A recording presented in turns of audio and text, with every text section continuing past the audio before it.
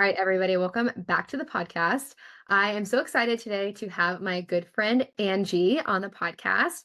She's a former fitness coach. Well, actually, she'll talk about, kind of her whole background, engineer to fitness coach to now business mentor, mom, fitness enthusiast. She does all the things. And so I'm so excited to have her on here today to talk kind of specifically about how she manages everything, and how she's still kind of prioritizing her own personal health, even with all these other things going on. So Angie, welcome. So glad you're here. Hi, guys. Thank you so much for having me. I'm so excited to dive in and just kind of, show people what's possible when you kind of just make the decision for yourself that can I swear on this podcast? When you can do anything. Right. So, my whole spiel, is about being unapologetic in whatever it is that you desire. So like if it's to build a business, if it's to um feel confident as fuck in your skin, if it's to be a parent and replicate and role model what health is supposed to be like for your kids. Like literally, if you want to live your own life by your own rules, like be unapologetic about it and just go after it. And like that's going to be my simple answer for literally everything you're going to ask me today. But it's about deciding and just deciding to go after it. Yeah, she has her unapologetic as fuck is her like thing, is Angie's thing. And she's actually wearing a sweater. If you can't, I mean, you can't see because it's not a video podcast, but she's wearing a sweater right now that says unapologetic AF. And I just told her I needed one of these sweaters because I love it. So we're gonna figure that out after the podcast. But Angie, can you give us a little bit of background how your like health and fitness journey started? Because I feel like I heard one quote a while back, and will always stick with me, that no one ever gets into fitness because like everything is going great in their life. There's always some like we're trying to fill some void or whatever. So I'm kind of curious, like how did things get started for you? And then we can talk about how it kind of evolved into you become a coach and all the things. Yeah, that's a great question. So, I mean, honestly, I've always been in love with fitness from the very beginning. So, I was into sports in high school. I was a collegiate cheerleader. So, strength training was actually part of, like, we were really competitive in high school. So, strength training was actually part of our, like, training regimen. Yeah. So, that's like how I fell in love with strength training. I'm also somebody who doesn't like to follow rules or like the norm. So, the fact that, like, I was one of the only girls in the strength training class, like really like lit my fire. I was like, I want to train with the boys. I want to lift heavy. I want to be different. And so that kind of like sparked my love for strength training. But then what really got me into, and so like high school, like college, like that all carried through to that. But I think that like I really took my health seriously as an adult and like got into macro tracking and coaching is yeah a little bit more tragic. I had a miscarriage with my first pregnancy, and after I went through that I felt so ashamed in my own body, and like the fact that like my family's like really fertile so it's just like always been like we all thought like pregnancy would be a really easy thing for me and like my sister. And so when I had a miscarriage, I was like, I felt really guilty. I felt a lot of shame. I was like, what's wrong with me? Like, why wasn't my body like prepared to do this? And now I know that it's nothing that I did, right? But after that experience, I just wanted to build the strongest body possible. I wanted to feel so confident in carrying that pregnancy, being strong, not having to deal with gestational diabetes or preeclampsia or any of those things that can happen during pregnancy. And also I've dealt with depression before, and so that was the other big piece of it too, is like I knew I was going to go through this giant hormonal roller coaster through pregnancy and postpartum, and my pregnancy was the most awful thing I've ever been through. I'm not one of those magical unicorns that loves pregnancy. So I knew that I had to take care of myself. So I worked out all 9 months of my pregnancy. I was honestly in better shape during pregnancy than I was like before pregnancy, because I just had such determination in myself. I was like, I'm going to be the best human I can be. I'm going to be the best mom that I can be for this kid because I already know what it sorry, I'm going to get a little emotional. Um that was going to come up. Yeah, so I just wanted to be the best version I could be because I wanted to be able to make sure that I was the best mom to this baby, Yeah. and I am. Yeah, you're an amazing mom. And I feel like I'm starting to get teary-eyed because I feel like you truly like people tell you that how motherhood's going to change you and like, oh, like, all the things and you won't know. I remember my mom always saying, like, you won't understand until you have a kid. And you're like, yeah, yeah. And you really like it changes you. Like it physically changes you. It changes your brain, the way you feel about things, like your priorities. And, you mentioned how you had dealt with depression in the past. And that's something that I also was really worried about with pregnancy. I someone who also doesn't love pregnancy either. It's yeah, I wish I did, but I love the end result. But actually being pregnant was not my favorite. Um, Although I know what a blessing it is to be able to be pregnant, so I'm so grateful. But it's just definitely not one of those people who's like I could be pregnant 10 times. Um, Yeah. but Not for me. not for me. But like I was never diagnosed with depression. I don't know. I was in the military. It was the whole thing where I felt like I never really wanted to go super down that rabbit hole just because of implications and what it would mean for my career and things like that. But there is a lot of things that I struggle with, disordered eating. I definitely struggled with depressive states and things like that. And I kind of had to find like my own ways to deal with it. And it was something that I was very very worried about going into pregnancy because I was like, everyone talks about postpartum depression. And I'm like, well, if I've already dealt with this before, like maybe I'm going to be way more prone to it. And like, so it's interesting because I felt that same way. And it's almost like this hyper fixation on making sure I'm trying to do whatever I can to, that's in my control to take care of myself and to feel like the best version of myself so that I could prevent that from happening. Or if it does, like I could try to deal with it in the best way, you know? Yeah. But one thing I wanted to ask you about because you did have the miscarriage, but I feel like a lot of women, and maybe you experienced this because you coached a lot of women in the fitness space.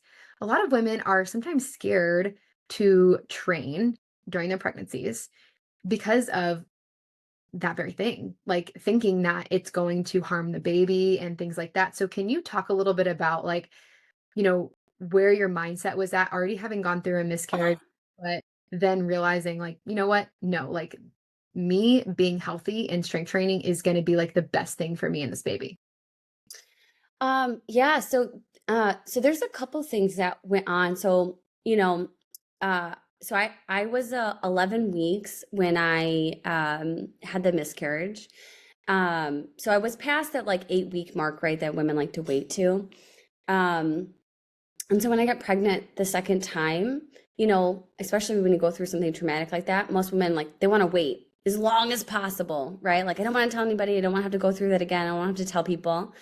Um, but I'm a little different. Like I didn't want to be scared. Like this was a joyous celebratory thing, and I should be excited that I'm pregnant again. And I didn't want to have to hide the fact that I was excited to be pregnant again. I didn't want to have to wait 12 weeks, whatever, whatever was safe to do to tell people.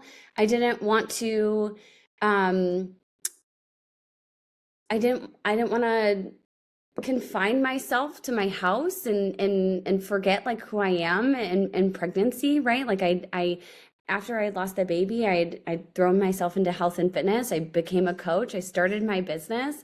And when I got pregnant, my ultimate goal was just like I I don't want to be I think I just decided like I don't want to be afraid. And so when it came to like lifting weights, it really was just that motivation to be the best woman, the strongest woman that I could be, that I had to carry on, right? Like I had to lift weights. I had to eat. And I couldn't eat pretty much all of that pregnancy anyways, but I tried to be as healthy as I could be, probably cereal for like 9 months. But I lifted that entire time. And I think, well, just the education around it too was super helpful, right? Like just knowing that that all of those myths about strength training during pregnancy are just that, they're myths, right? The best thing that you can do for yourself and for your baby is actually to start lifting before pregnancy. If you're even thinking, if anyone is listening and you're thinking about getting pregnant, like honestly, now is the time to start working on your health. Start taking prenatals, start eating better, start lifting so that when you do become pregnant, that you can continue that through, because those healthy habits, I'm telling you, I was depressed. I couldn't eat. I was working a horrible 9 to 5 that I hated. And I still worked out 4 to 5 times a week. I got up at 5 o'clock in the morning before my 9 to 5. And I went to that gym, and it was the only thing that made me feel whole. And a pregnancy that like literally like made me feel terrible. It was the only thing that made me feel whole. And so I think that was the other part of it, is that like it just it kept tying me to me, and like not, and trying to like make me feel like I wasn't totally losing control of like who I was, which is also what a lot of women go through in pregnancy and postpartum, right? Is that we lose a sense of like who we are. And if you can try and stay as tied back to that as possible, um, I think it helps you be a better parent. Yeah, it's interesting because I think I talk to so many moms, and whether you're a stay-at-home mom or working mom, it doesn't really matter. You're one of the moms are the busiest people on the planet, like especially moms of young kids. And I mean, not to mention they get older and we're shuttling them to like practices and all the things, but like you and I are both moms of two toddlers, boys. Like life is crazy constantly from the moment we wake up to the moment we go to bed. And so then when I hear people say, I don't have time to work out, I literally just want to be like, you don't have time not to. Like you have to. You have to, because that is the only time that will be yours, like fully. Like, I mean, yes, maybe sometimes if we can't get to the gym 3 times a week, like it's going to have to be a home workout and like the baby's there or whatever. But like, there's not many other times in our day that we get to just take care of us. And if that comes in the form of lifting weights 3 times a week in your living room, then like so be it. Like that's great. But if there's no other time during the day or during the week that we get to take care of ourselves, like we have to, and I think you can attest this, like you're a better person because of it. And doing that makes you a better mom, a better wife, a better sister, a better friend, a better business owner, right? Like being able to fill your cup first ultimately improves the lives of all those people around you as well. Yeah, it just has to be a non-negotiable. And so like what I said in the beginning, right, is like you just have to decide. Like either you are somebody who does these things, you work out and you eat healthy, and you're flexible, right? That's the biggest, like if I'm going to give you a piece of advice as a mom and how to incorporate fitness into your life, it's to be flexible, right? Yep. Um, but also non-negotiable, right? Like it's not um it's not so black and white. Oh, I'm busy today, so I'm just not going to eat. Oh, I'm busy today, so I'm just going to eat like garbage and treat my body like garbage, right? Because that only perpetuates the situation, and you end up in a cycle where, okay, well, now I feel like shit, and I'm eating like shit, and I feel like shit, and I'm eating like shit, and now I'm overwhelmed, and now I can't handle my kids, and it makes everything worse. And so you have to decide, like, I'm going to do this thing, even though it feels hard, it's going to temporarily feel hard. Okay. Me getting 2 kids in the car feels like the biggest mountain in the whole world to climb. Okay. I have 2 kids under 2, getting one of them, the oldest, the 2-year-old, is in this phase where like he wants to do everything himself. So like we walk to the car, he's got to open it, he's got to put his seatbelt on. So it takes us 20-30 minutes to get to this gym. Okay. But I'm lucky enough where like I have daycare, like the gym has daycare. take advantage of it all. I don't feel guilty. I take all 2 hours that I get to myself, and my kids are having the time of their life in that gym daycare. They are playing. There's a nice lady young lady, that plays with them and does imagination games with them. And so I think that's the other part of it too, is like letting go of like whatever this guilt is that you're holding on, making you feel bad for putting your kids in a gym daycare so that you can go work out for 2 hours. The cutest thing my kid ever did, okay, so far, is I dropped him off at the gym and he looked at me and he put up his muscle and he said, "Mama, get strong." I didn't even teach him that. Like, I don't even know yeah, I know, tears. So cute. Oh my gosh. Because mine does that too. And I'm like, I love that. Like, I love that you're talking about being strong. Like, I don't have girls, so I feel like it might even be different with girls, but like even just raising young boys who are already seeing like the importance, seeing their mom work out to get strong, not skinny, to get strong. And then they're already seeing at such a young age, repeating those things like, I gotta eat my protein so I can get strong. And like, we're going for an exercise. Like, I love it. I think you meant what you mentioned about the gym. That's a really important point because I feel like there's so many moms who they have so much, like the mental load is so much, right? And so you don't want to think about what you're doing at the gym. So one of the easiest things to do is just like sign up for a group thing like Orange Theory or these things like that. And not that there's inherently anything wrong with that. Like I preach consistency over anything with my clients. Obviously, for I'm gonna say till mind blue in the face, strength training with progressive overload is the best thing you could do with your time. But if we're being consistent with something, that's great. However, then they struggle once they have kids because they're like, well, I don't know, like they don't have childcare. So then I have to go like before they wake up and then I'm going at 4:30 a.m. and then I'm not getting sleep and then I'm too tired at night when my husband comes home or like when I do have help with the kids. It's like, okay, so have to realize that like life, and we acknowledge this logically, but like realistically, life before kids is going to look a lot different than life with kids, right? Like you can't do all the same things. We have to adjust our expectations and your routine might have to shift a little bit. So you might need to find a YMCA or rec center or something that does have childcare. If that means that you need to figure out like what you're doing when you go to that place, you're like, well, I dropped them off here and now I go to the weight room and I don't know what to do. Find a lifting program, like find a coach, right? Find somebody who can still tell you this is exactly what you're going to do. You know what I mean? Because I do think that it's intimidating when you've been maybe going to classes and things like for a long time and you're like, I don't know where to start with the situation. But I think that finding someplace with childcare is like the biggest hack in the world for sure. Like you can drop them off, go focus on you, sit in the sauna for a couple minutes if they have one, and then go grab them and you're like, okay, I'm good.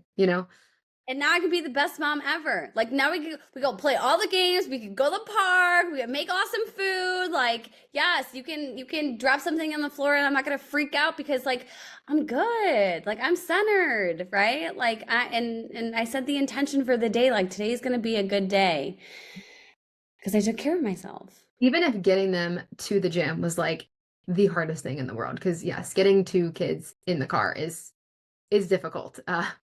It is. I will say for you, I feel like it does get a little bit better. Now they're getting to the point where they're almost 4 and almost 2. They turn those ages in August. And I feel like it's getting slightly better because the almost 4-year-old, he's just like a little bit quicker with it. You know what I mean? Like he still likes to do everything on his own, but it's much quicker. Things are a little smoother and but it's an adjustment. It's an adjustment. So talk to me about how like you were pregnant, you were in a job you hated, you were in this like engineering job, your background's in engineering, right? Yep. How did you decide to start coaching and then ultimately leave your 9 to 5 job to like go into that coaching space? So when I had the miscarriage, I felt like it was like this big taboo, right? I told you like I felt shame around it and nobody was talking about it. 1 in 4 women have a miscarriage. It is so common and nobody talks about it. But I started openly talking about it, and I had an outpour of love from other women telling me about their experiences and what they went through and how they got over the grief and the support and just like, in my grief and getting over it. Um and honestly, the more I talked about it, the better I felt because I was like, okay, I don't have to feel shame around this experience. And also, me sharing my experience is helping other women feel seen and heard and understood. And that right there, like, and so I started talking about that on social media. And then I started sharing me getting up at 5 o'clock in the morning and going to the gym. And so I started sharing just, my fitness journey. And the way that I got to connect with other women was so powerful. I had never felt anything like that before. I was like, "Oh my gosh. I think this is where I think this is where I'm meant to be. Like I think I'm meant to be sharing my life with other women. I'm meant to like break through shame. I'm meant to break through barriers. I'm meant to show other women what's possible."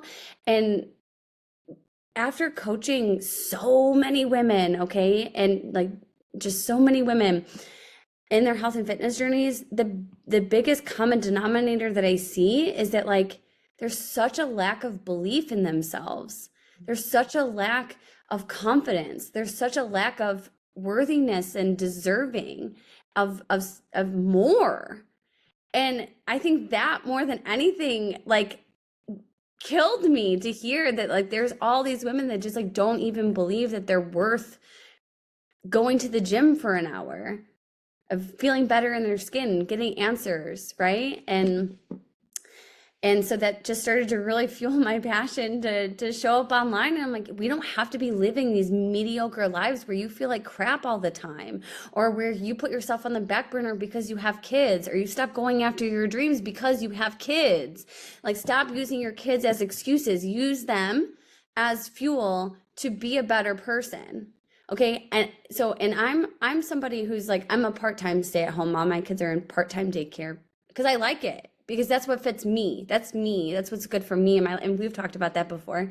I asked you, I'm like, how do you do it? At one point. Just like feeling like you are deserving to like have all these things in your life. Like you don't have to stop your life because you have kids. They're use them as your fuel, as your motivation. I talk to my Yeah. clients about that all the time. And one thing that made me think of is like, I feel like and we came from a world where, and maybe our parents modeled this and maybe they didn't, but the society in general was modeling, you know, skinny this, skinny that, all the low fat fads, all the diets, all the things. Like that was so very like 90s coded, I feel. You know what I mean?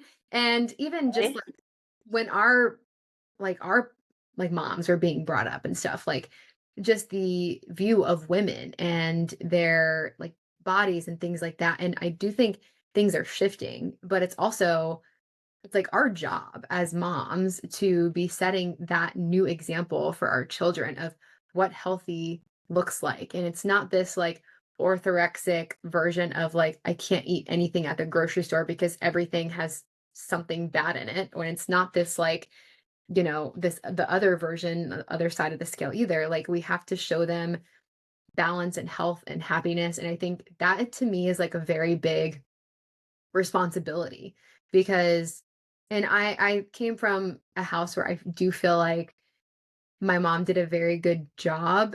She had 3 daughters and I felt like she did a really good job of like modeling health and never talked about dieting or losing weight or anything like that the way she like never talked negatively about the way she looked. And I still ended up with disordered eating issues like because of society and like that's so it is I think it's a bit different because I don't have girls and, maybe someday I will, who knows. But, like, I feel like either way You're crazy. no, probably not. 99% sure not, but, the door is not completely closed. Um, but I feel like it's still so important to model to my boys, like, what a, like, healthy, strong, confident woman looks like. You know what I mean? So it's a lot of responsibility and you have to take care of yourself in order to do that. you know? Yeah, I'm still, yeah, because I have two boys too. I don't have any girls. But like my husband doesn't go to the gym. So I am the healthy, like I am the health nut. Like I'm the one who cooks. I'm the one who goes to the gym. So my husband's not that, he role models in different ways, but he's not necessarily role modeling, health. And so that is my duty to my boys, is to role model that for them. And I want them to see what a strong, powerful woman looks like so that they also know how to go and support a strong, powerful woman and be surrounded by strong, powerful women, right? Because I've I didn't grow up with a dad, and neither did my husband. Like both fathers are totally out of the picture. And I want my kids to be able to, and that's what's great about my husband, is like he gets to role model that now, right? Like how to be a good father. But I want my boys to be able to grow up and to be able to support strong women and know what it looks like to go after your dreams and make anything a possibility and not to make excuses for yourself. And It's hard to explain to people who maybe don't have kids, but it's like everything that you do is for them. Like because you're trying to raise good humans and you want to spend time with them and all these things. But yeah, I mean, so let's talk about your current lifestyle because you had the 9 to 5. It was very structured. You were getting up at 5 a.m., which sometimes I feel like structure, it's hard because going to the gym at 5 a.m. is not easy, but like you knew I have to go here. I have to be at the gym at this time because I have to go to work. I'm going to be here from this time to this time. And then I come home and I do this. Very structured. Now that you've moved into, you're an entrepreneur, you've had another kid since then. How do you manage, like, still prioritizing you, like, not just getting to the gym, but, like, making yourself healthy meals when I know, as well as you do, how busy this life can be where you're going from this meeting to that meeting to this podcast and, like, dealing this for clients and all these things, and there's constantly something to do, like, your to-do list is never done. So how do you manage that in this kinda new era that you're in? yeah, I haven't eaten lunch yet today. I will be eating after this though, I promise. I have an hour. Um, oh yeah. Um, flexibility and adaptability are the two most important things. One, when you're a mom, two, as a business owner. Like, I think that is the only reason that I have been able to be like, I'm type B, I'm very go with the flow. And I think that's honestly really served me as an entrepreneur in a lot of ways where I don't get and in my health is where like I don't get um like easily flustered. Like if I can't make it to the gym today, okay, well like that's fine. Like I'll figure out when, like I'll get it in tomorrow or I'll get it in the next day or I'll go for a walk today, right? Like it's not going to be this black and white thing, which is what most women go through. Like, oh, I can't work out today. Well, I'm just gonna eat like crap or I'm just gonna skip the whole rest of the week, right? So I think that's how I've been able to like maintain my like health um throughout both pregnancies now and running a business is because I'm so flexible that it's never black and white with me. Like I will adapt to the situation. Um, and I don't ever feel like I'm starting over. Okay. That is something, if you are a woman listening to this, like, and that's how you feel, like that is a mentality that you have to drop. I haven't been into the gym. I was just in Denver for like 7 days. So I haven't been to the gym in like 2 weeks. But to me, I'm like, I'm not falling behind. I'm not starting over. I've been lifting since high school. So it's just, for me now, it's an identity shift. It's just who I am. And I don't have like, yes, sometimes I have to talk myself into like going because it's hard sometimes. But I always just remind myself how good I feel after I go and the benefits of doing it. I'm a better business owner, like you said. I'm a better mom. I'm a better partner. I'm a better friend. And I want to be those things. And so really flexibility is just like the biggest thing. Like adjust your expectations, I think too, is like after I had my first, I was killing it in the gym. I was in the best shape of my life. Like even in my 20s when I was a collegiate cheerleader, like I was a flyer. Like no, I was in better shape after my first baby. Cuz I was just like I mean, I was a coach and so I was just like killing it. But after the second one, after Hayden, I had a lot of postpartum complications and I had a lot of pelvic floor dysfunction that actually I'm still dealing with. I'm a year postpartum and I'm still dealing with pelvic floor dysfunction. So I've had to adjust my expectations of like, well, I love lifting heavy. Like I love lifting heavy shit. And like I couldn't do that for at least 7 months. So I had to like learn to adjust my expectations, go slower, not be so much about the ego, right? It was less for like physique enhancement and more just about my mental and physical health and my kids, right? Um, so yeah, I think that's a big part of it too, just kind of like adjusting your expectations. Like right now, I'm in a different season. Like I'm focused on fixing my hormones, and I know that you went through something postpartum too, right? Where you had to get some testing done, and so I just got that. Nothing major is happening, but I have like low testosterone. I'm a little estrogen dominant. Um, my cortisol's a little low too. Nothing like major, but like still, big hormone fluctuations. Yeah. That's kind of like what I'm focused on now, right? Versus like trying to stay the leanest possible that I can be. Yeah. And I think, well, I think one thing that people don't realize because social media is fake, right? But like we as coaches, like we've all probably been at that point where we've been at our leanest, or we've had like a six pack or whatever. And it's like, yeah, like I can do that. But is that necessarily our healthiest body, or like is it it's not realistic to stay that lean all the time. Like it's just not. And sometimes there has to be other focuses of like, working on your hormones or working on your stress, working on your sleep and things like that. And I think as moms, it's something we have to manage a lot because I'm like, so I think about this a lot because I dealt with a lot of adrenal issues last year. Like you mentioned, my cortisol was awful. It was so low. I felt awful. My testosterone was super low. And I'm thinking about I'm on this adrenal journey. I'm working with a coach. I'm trying to manage my stress levels. I'm not working out as much, and like I would be like, my kids would be like both screaming their heads off like at the same time. And I could just feel like I'm like, I can feel my body just like trying to release like so much cortisol, like right.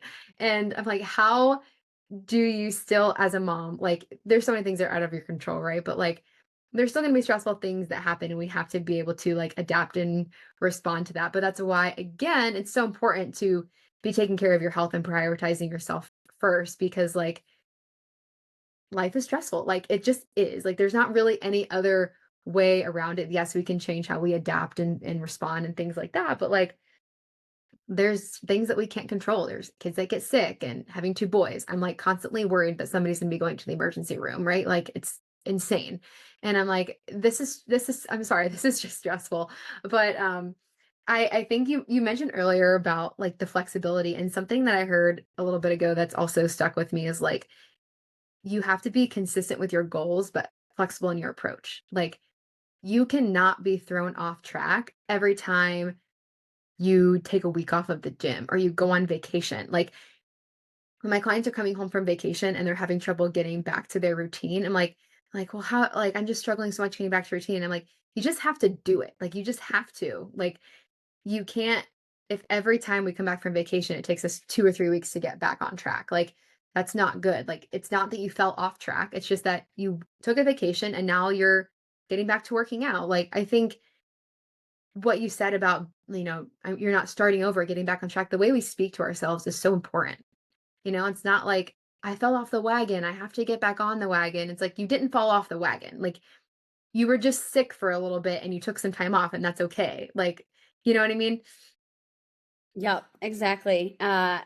Definitely the speaking to yourself, the way that you speak to yourself, is really important. Like, are you telling yourself that, oh, I wish I was somebody that was healthy. I wish I was somebody that could get back on track. I wish I was this or that. like then you're telling yourself you're not that person, right? And so that makes it a heck of a lot harder to make that habitual because you're telling yourself you're not that person yet.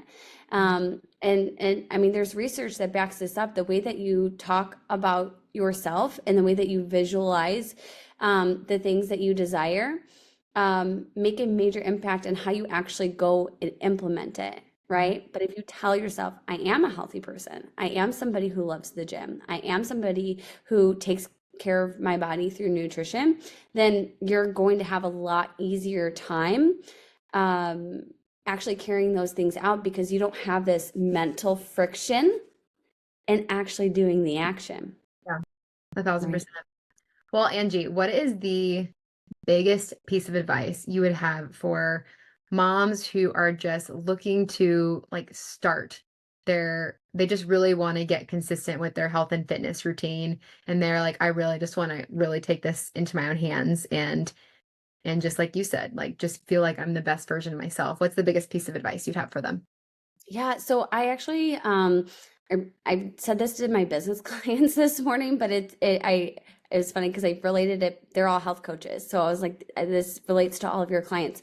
I think that when it comes to investing in yourself, people aren't scared because of the money. I don't actually think it has anything to do with the money at all. I think that investing in yourself is scary because you have to now become somebody new. Like you handing over your money, investing in yourself, you have now made a decision to be somebody different. Like that identity shift I just said, right? Like now you have the responsibility to go take action, to go to the gym, to do the check-ins, to do the workouts, to do the meal prep, to do the logging, to whatever it is, the hormone protocols, whatever. Like you made the decision, I'm going to do that thing. And that's a huge responsibility now on your part, right? Like I'm now spending money, I made the decision, and now I have to go do the thing. And I think that's the scariest part.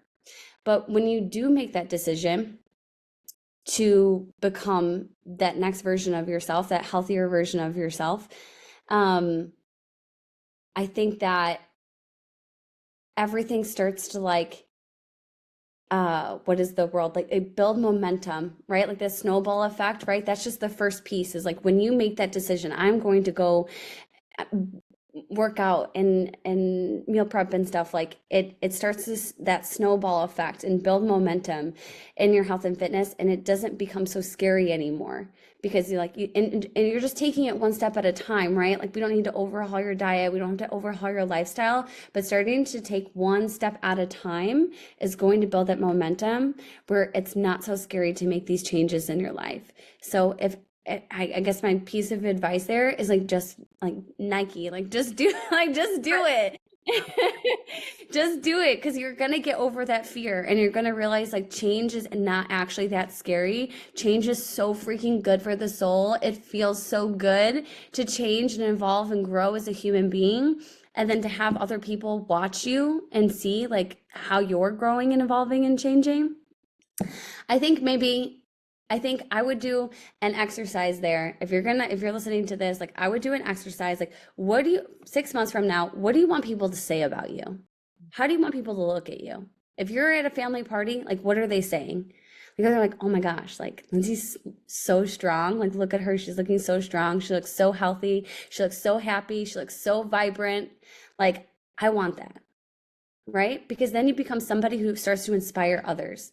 And I think that's what this is all really about anyways, is like all of us collectively becoming better together. Like it's so much bigger than just one person. It's not just about you. It's about you, it's about your kids, it's about your husband, it's about your family, it's about your friends because you impact everyone around you.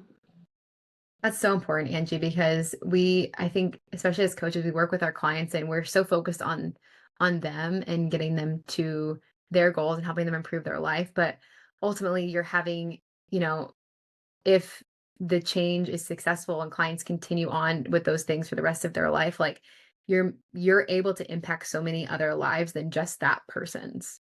You're impacting their kids, like maybe you inspired their husband to start working out and to get healthier, and and then you have the downstream effects of like now your kids have that example and they're going to grow up and they're going to set that example for their kids, which is really cool to think about like all of those potential effects that those positive impacts that you can leave on people. But I totally agree. You have to do it, and everything is scary for the first time. Like I even talk about, I started out lifting in a gym when I was like in college. Terrifying, terrifying because you go to a weight room and you have no idea what you're doing. And it's like, it's terrifying. Eventually I got used to it and I really fell in love with it. And I actually fell out of going to the gym for a really long time, like especially during I went through a CrossFit phase and then COVID, and I had two babies, and I spent like 4 or 5 years just pretty much just working out from home. And that was comfortable for me. And even getting back into a regular gym routine, it was still intimidating because it had been a while since I had done that. And there were new things that are doing or things that I hadn't done in a long time because I didn't have the equipment at home. And the first or second time I did it, I'm like, like maybe people are gonna look at me weird, but then you just gotta be like, I don't care. And then you do it, and then you feel more confident, and then you're like, I'm gonna go do this again. And you're able to, just build on that and then keep going and keep going. And I think the biggest mistake someone could make is not starting something just because you're scared or because you're afraid of how people will look at you, or, you're afraid of being judged. Like if you want something, you just gotta go for it. And it will definitely get easier for sure. I promise you, it feels so freaking good when you do something that scares the bejeebus out of you. Like, then you feel like you are so fearless, so powerful that then you can go and do anything. I know. You're making me feel like I need to conquer my biggest fear, which is skydiving. I've told my husband I will never go skydiving. I'll Um, go with you. I've been 3 times. God, I'm not going to commit to that right now. We'll talk about it later. Get it on tape. Record it. But no, doing things that scare you it is terrifying. But when you accomplish them, when you get through it, you realize like, wow, it actually wasn't that bad. Like you know what, I can do this. Very cool. Well, Angie, where can people find you? I'd love for people to connect more with you and just kind of watch your journey. You're so inspirational. You're helping so many women really build their health and fitness coaching businesses. So where can we find you? Thank you. I love you so much. You can find me at the Angelina Bradley. Even if you're not a business owner, like if you're just into health and fitness and you're one of Lindsay's clients or part of her community, like I'm also really, really, really about woman empowerment and living a life that unapologetically, like that's just you, that you're obsessed with. And so I talk a lot about that stuff in my content too. So I would love to connect. They're super cute too. So, cute photos of her boys. Yeah, always.